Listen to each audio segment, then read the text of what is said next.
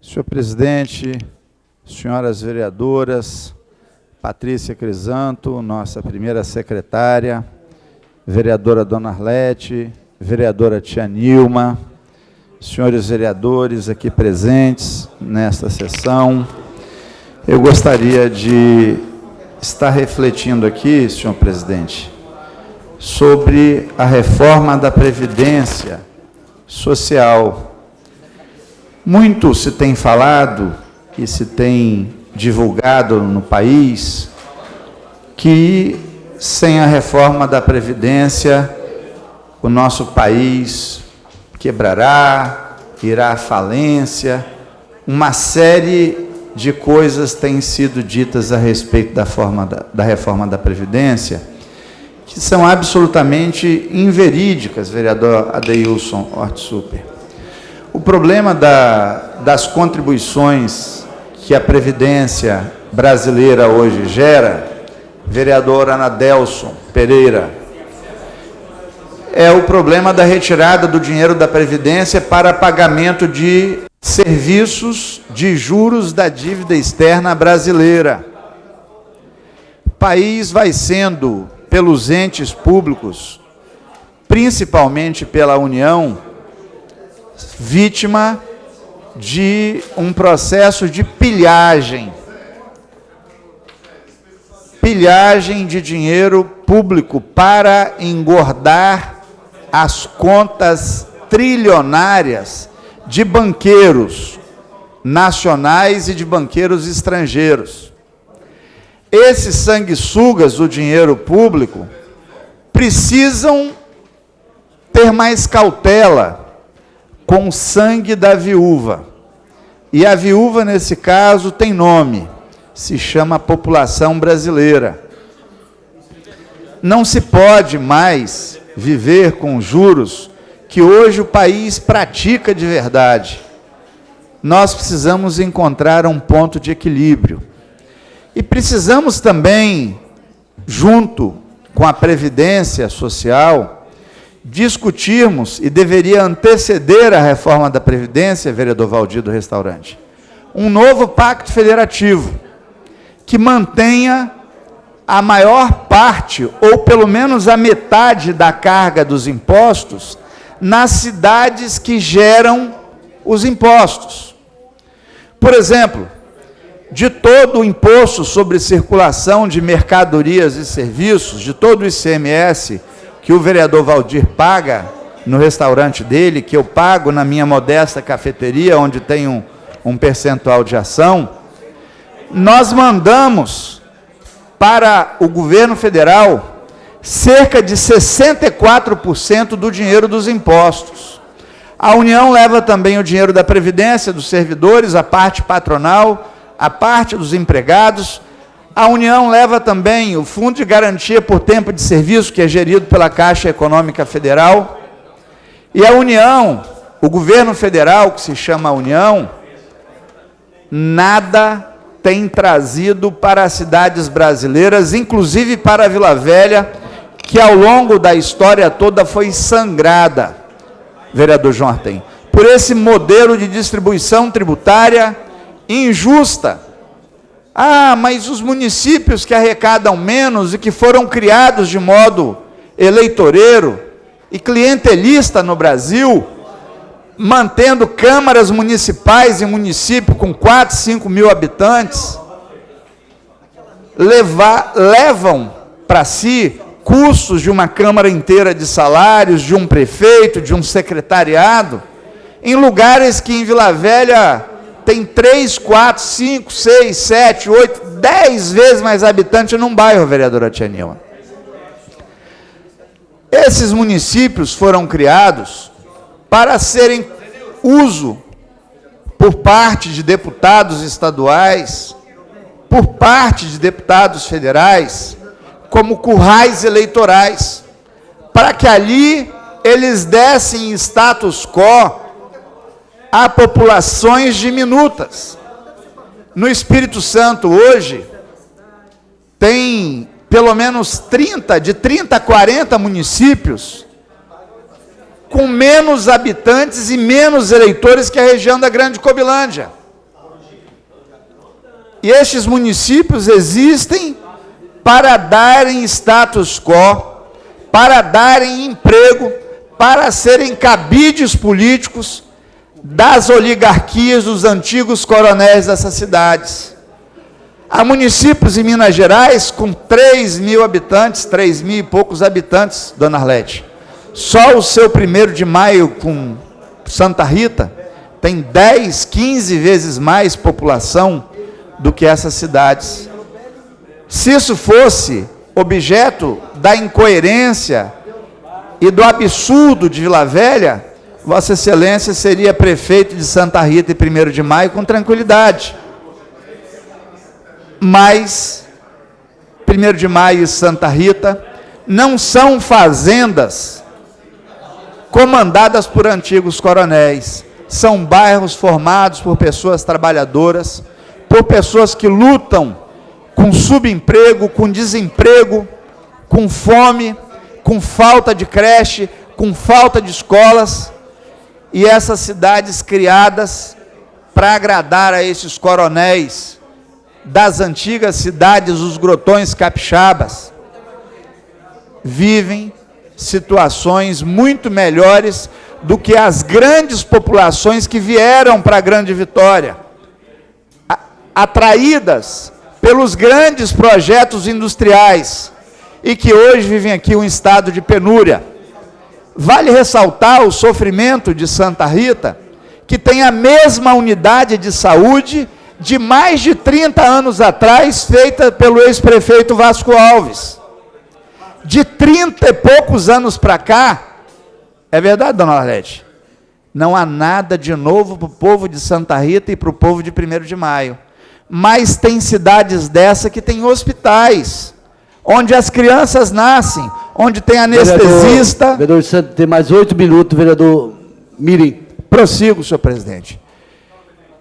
Vejo essa situação como pauta que deveria estar presente na mente dos deputados federais, dos senadores da República, que deveria interessar a todos nós que estamos aqui e que em Vila Velha não temos consulta de oftalmologista, que é uma especialidade de responsabilidade do Estado, com menos de 8 meses para uma consulta ser marcada, vereador Valdir. Estoura aqui na Grande Vitória o resultado da política de baixa qualidade, da política pobre, da política porca, que alimentou a eleição de muitos mandatários que tiveram por muitos anos muitos cargos nesse Estado. Isso que aconteceu no Espírito Santo, com Dores do Rio Preto, com todo respeito a Dores do Rio Preto, com Divino de São Lourenço, foi prática comum no país afora. Esse país não aguenta mais esse tipo de coisa. O dinheiro que é gasto nestas pequenas cidades, que em Vila Velha não seriam nem centro comunitário, com constituição de prefeito, com constituição de secretariado, com compra de carros para as, entre aspas, autoridades dessas cidades, não daria conta, na maioria das vezes, sequer de dar suprimento à população do bairro do Ibis. Ibis, Nossa Senhora da Penha e Santos Dumont, vereador Valdir, nós que viemos de lá, e o vereador Reginaldo também, seriam mais populosos e teriam mais eleitores do que, pelo menos, 20 dos municípios do Espírito Santo. Municípios criados, como falei, por pessoas que tiveram apenas o desejo de construírem currais eleitorais. Terei 1000 votos nesse município, 1000 votos naquele, vou eleger o prefeito vai me arrumar 1000 votos, eu somo 1000 votos em cada um desses 20.000 municípios e chegarei à Assembleia Legislativa. Muito bem, muitos dos senhores deputados da década de 90, e pontualizarei nesse tempo, demarcarei esse tempo na minha fala, fizeram uso irresponsável para isso. Hoje, essas cidades que vivem do fundo de participação dos municípios, vivem de pires na mão, atrás do governo do Estado, atrás de deputados federais, em busca de uma ambulância, em busca de um aparelho de raio-x, não tem esse aparelho de raio-x, não tem, vereador Valdir, essas ambulâncias, porque se gasta com salário de secretários, se gasta com salário de vice-prefeito, de prefeito e de vereadores. Cidades pobres, sofridas, e que prolongam o seu sofrimento e ampliam o seu sofrimento por conta da política de baixa qualidade, da política ainda existente dos coronéis sem fardas. Porque coronel de farda a gente tem que respeitar. É uma autoridade militar que dá o seu suor de cada dia pela nossa segurança.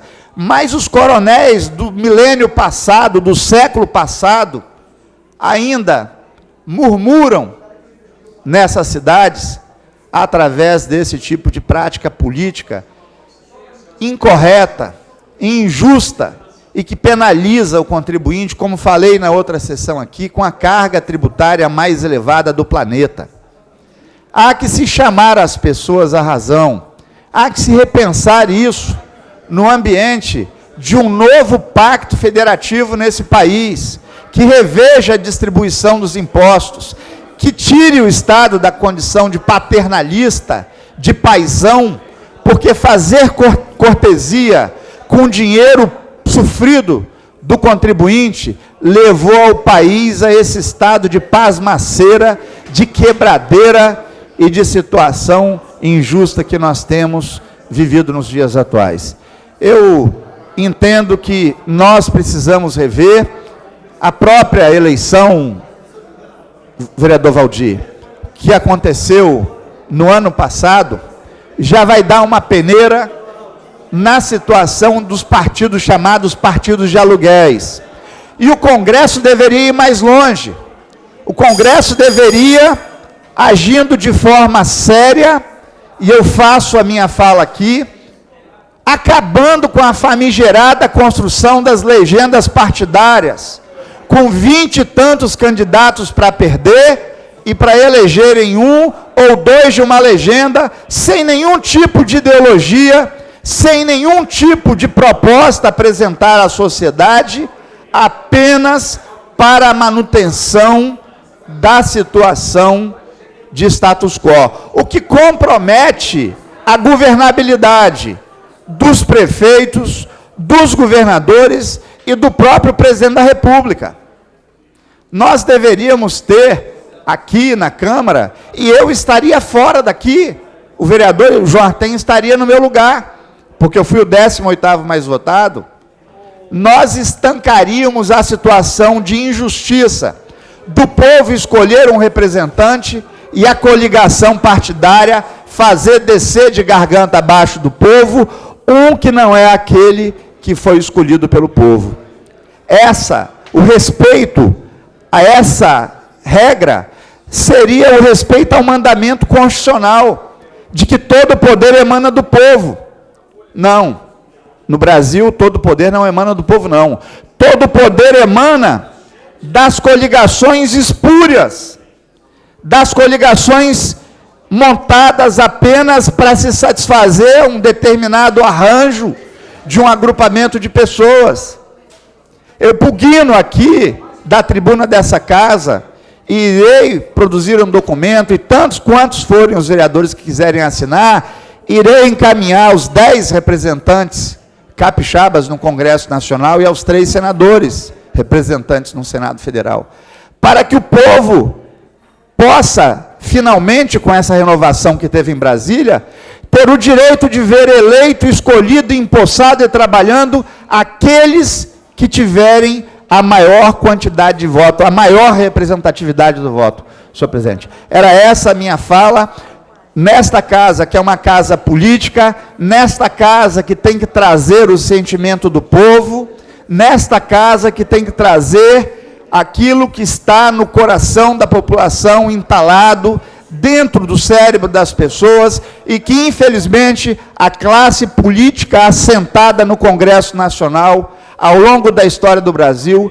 ainda não fez valer, de que o poder emana do povo, em nome dele deve ser exercido, mas não pode aquele que foi menos votado exercer o cargo no lugar daquele que foi legitimamente, com voto sagrado e livre do povo, escolhido para representar. Muito obrigado, senhor presidente, muito obrigado, senhores vereadores, muito obrigado às senhoras e senhores. Senhor presidente, antes que a vereadora se dirija ao plenário, à tribuna, eu queria fazer enriquecer aqui o belíssimo discurso do vereador Leossandro, quando ele fala de municípios.